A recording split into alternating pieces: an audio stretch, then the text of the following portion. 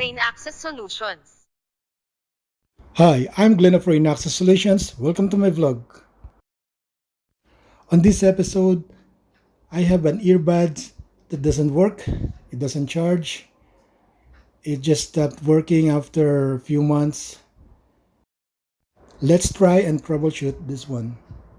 First, we're going to check the charging unit. I'm going to use my DC power supply with this cable here to test if this charging unit is giving out power.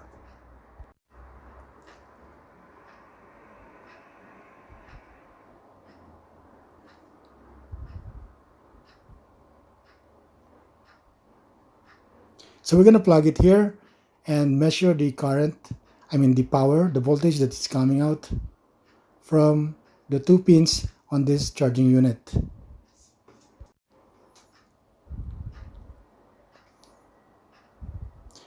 But right now I'm going to get my multimeter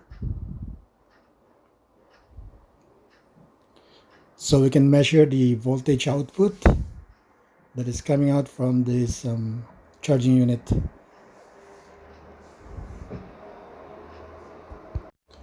Okay, this is the faulty one. I have two sets of this charger. The one is faulty and the other one is not. Now I plugged the faulty one directly on the charger. And as you can see, it's not giving us a good output. So we'll get the other one. This is the working one. And we're going to try and measure the voltage output so we can determine what is the current voltage that it requires to run the. So this part here is okay. And this is the faulty one.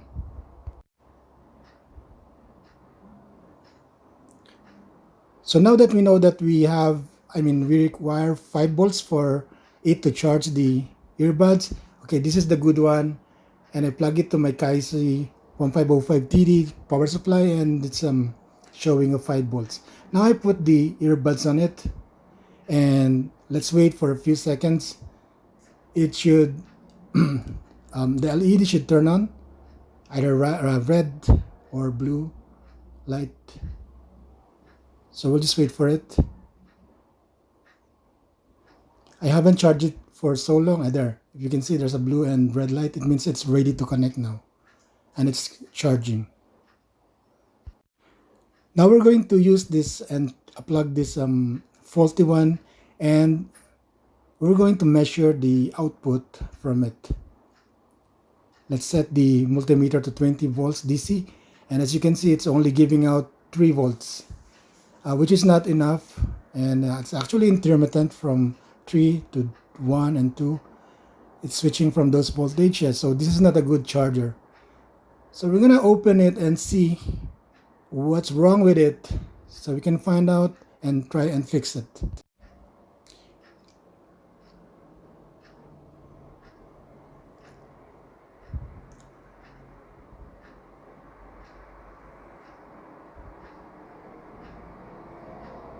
It's kind of hard to open this thing, so you need the spudger, a metal one, to first open your way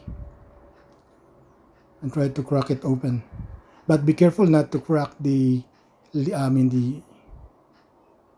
locks. So once you open both sides, you can easily remove the back cover. Let's set aside all these tools.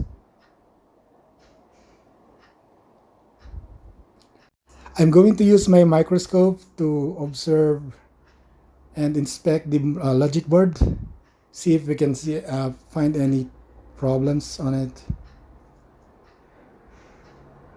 For this, we're gonna unscrew some of the small screw and I'm gonna select the smallest screwdriver.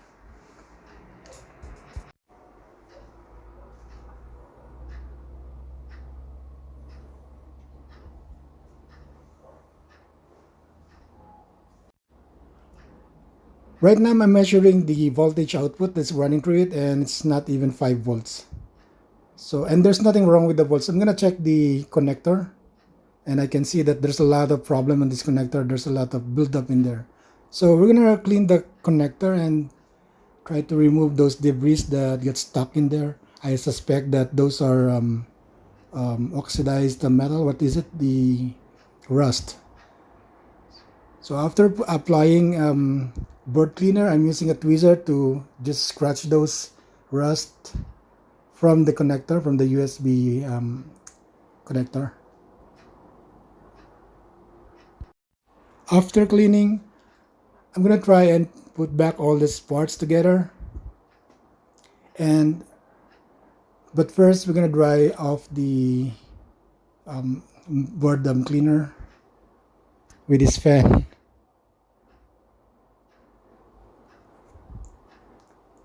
Okay, so let's put all these things together now.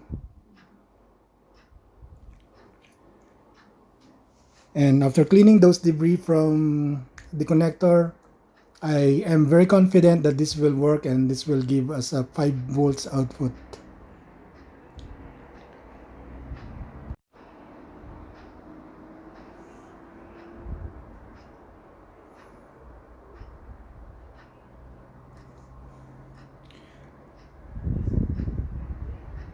Okay, let's measure it again with the multimeter.